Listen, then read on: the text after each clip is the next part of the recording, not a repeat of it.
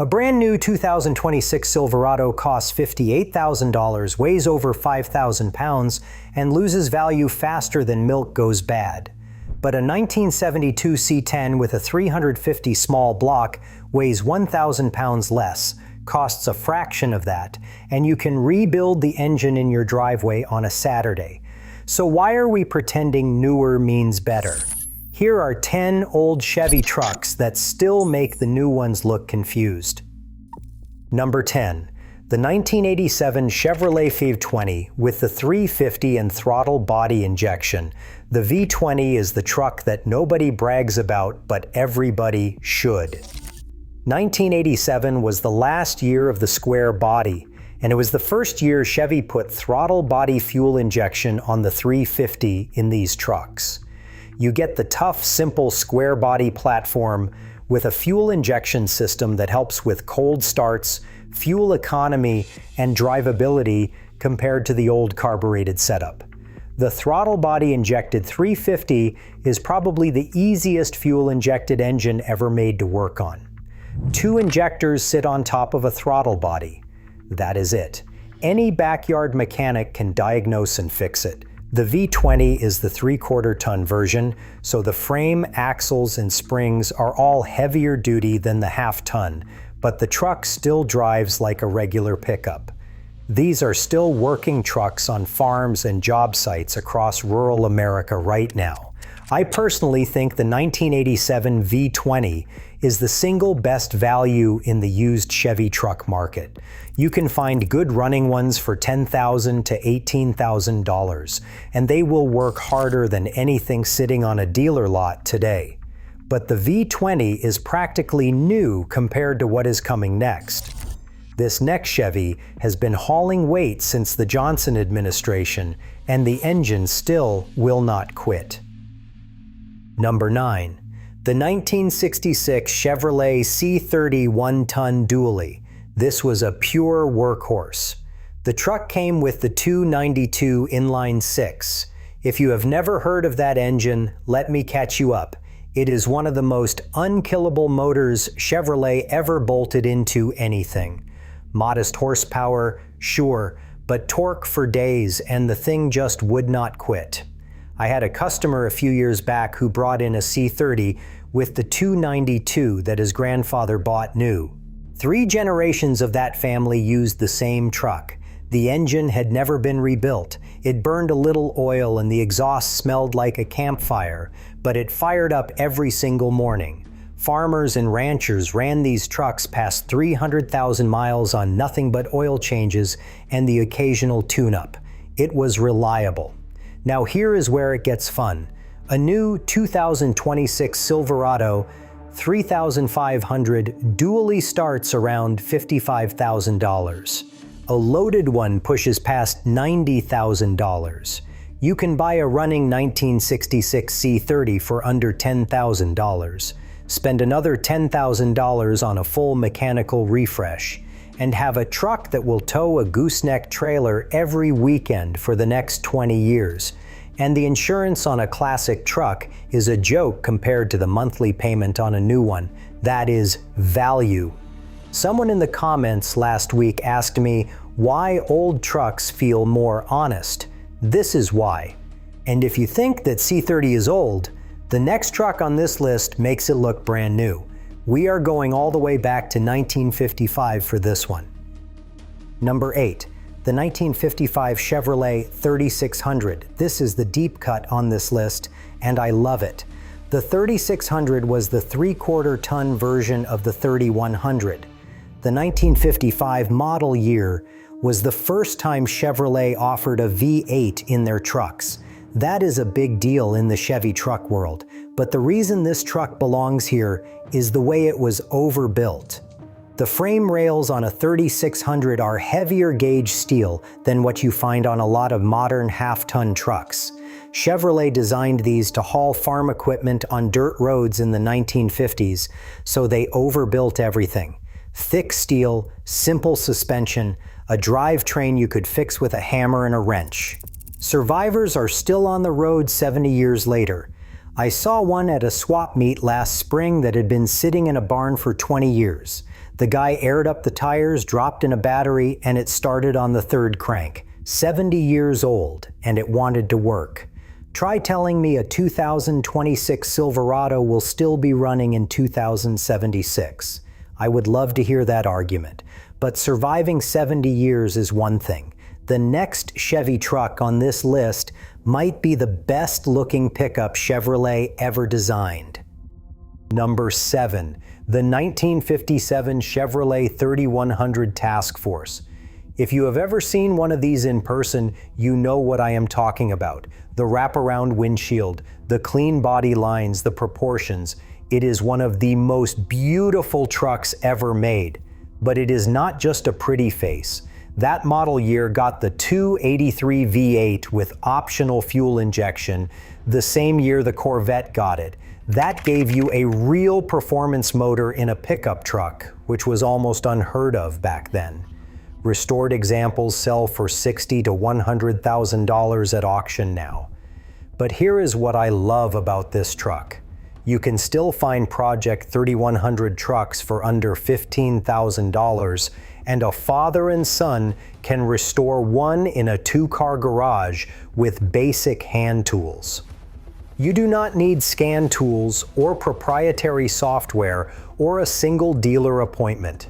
Just wrenches, a manual, and time together.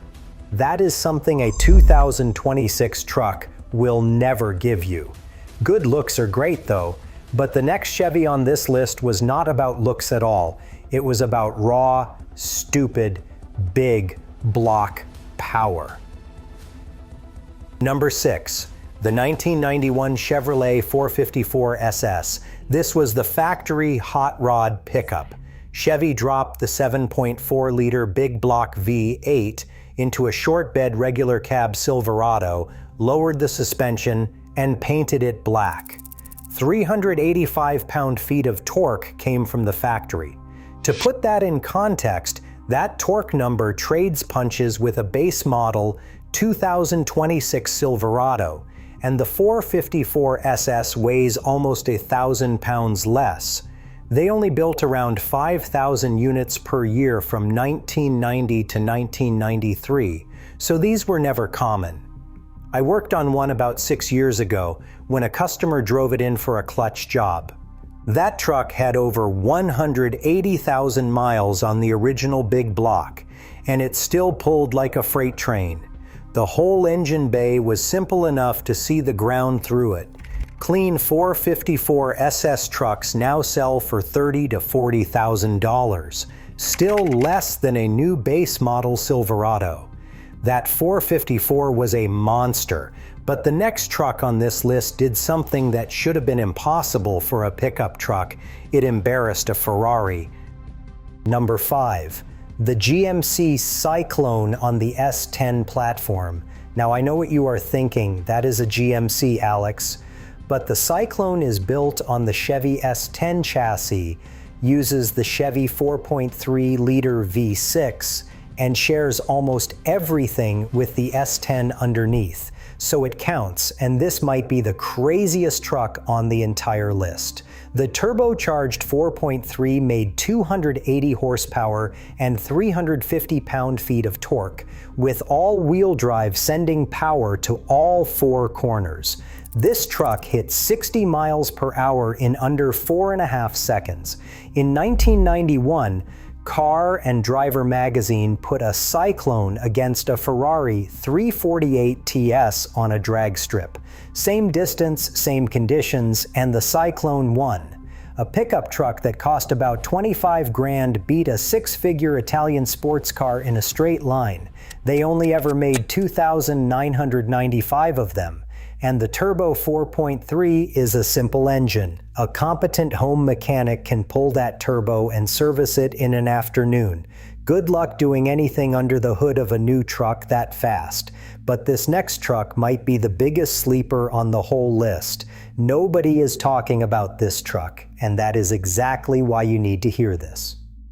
Number 4. The 1995 Chevrolet Suburban 2500 with the 6.5-liter turbo diesel. This is the most overlooked tow rig Chevrolet ever built, and that is a crime. The mid-90s Suburban 2500 with the Detroit Diesel 6.5 was a massive, capable tow rig that could haul a family of 8 and pull a 30-foot travel trailer on the same tank of fuel. These trucks seat up to 9 people and have a payload capacity that embarrasses most of what is sitting on dealer lots right now, calling itself an SUV. The 6.5 diesel gets a bad reputation online, but I have talked to owners who have put 250,000 to 350,000 miles on the original engine. The trick is keeping the injection pump healthy and running quality fuel. You can find a good running 1995 Suburban diesel for $8,000 to $12,000. A new 2026 Suburban starts north of $70,000. For that price difference, you could buy the old one, do a complete mechanical overhaul, and still have $40,000 left to put in your pocket. But while the Suburban flies under the radar, the next Chevy on this list is the exact opposite. The off-road community has turned this truck into the most popular build platform in the country. Number 3. The 1978 Chevrolet K10 Scottsdale 4-wheel drive. The square body generation ran from 1973 to 1987. 1978 sits right in that sweet spot before emissions regulations started really choking power down. This truck came with the 350 small block, a divorce transfer case, and a Dana 44 front axle. The square body K10 has become the go-to platform for overland builds and off-road rigs because the frame is overbuilt, the axles are strong enough for 35-inch tires without upgrading, and one person can disassemble and reassemble the entire truck in a garage. Compare that to a 2026 Chevy Trail Boss, where you need a laptop and a factory subscription service just to clear a sensor light after changing your own oil filter. If you are getting value out of this, hit subscribe. I break down Chevy trucks every week and I am just getting warmed up. Now the square body market has gone insane in the last 5 years. Trucks that sold for $3,000 in 2015 now bring $15,000 to $25,000. The people buying them know something the dealerships do not want you to figure out. An old Chevy truck that was built to last will keep lasting long after the new ones have been recycled. Now the K10 might be the most built Chevy truck in America, but the next one is the most argued about, and I am about to make some people very angry. Number 2. The 1972 Chevrolet C10 Cheyenne Super. This is the one everybody argues about, and I do not care. I will die on this hill. It is the best year of the C10 period. It was the last year of the Action Line body style, and the Cheyenne Super was the top trim package. But forget the trim. The reason this truck matters is what sits under the hood. The 350 small block has had aftermarket parts on store shelves for over 50 years. You can walk into any auto parts store in the country right now and buy parts for a 350 off the shelf today. Try doing that with the turbocharged 2.7-liter 4-cylinder in a 2026 Silverado in 30 years. I personally think that engine is going to be a nightmare to source parts for. The 1972 C10 also weighs around 3,500 pounds. A new Silverado weighs over 5,000 pounds. That is 1,500 extra pounds of truck for roughly the same bed space. More weight means more stress on brakes, more stress on tires, and more fuel burned just moving the truck itself around. The old C10 does more with less. There is one truck left on this list. If I could put my own money into one single Chevy right now, this is the one I would buy tomorrow. Number 1. The 1970 K5 Blazer. The original K5 from 1969 to 1972 with the removable hardtop is one of the most collectible trucks on the planet right now, and the 1970 is the one I would buy. It was the first full production year. You could get it with the 350 or the 402 big block. The removable hardtop turns it from a closed truck to an open-air cruiser in about 20 minutes with a buddy and a few bolts. No modern SUV does that properly. The new Bronco tries with its roof panels, but you need a garage, a YouTube tutorial, and about an hour of cursing to get those things off. The old K5 top comes off, you throw it in the garage, and you are done. Clean, unrestored 1970 K5 Blazers are selling for $40,000 to $70,000 at Barrett-Jackson and Mecum right now. Modified ones with LS swaps and modern suspension are clearing $100,000. The values on these trucks are not going down, they are only going up. And unlike that brand new Silverado sitting on the lot depreciating every single day, the K5 Blazer is an investment that you can actually drive.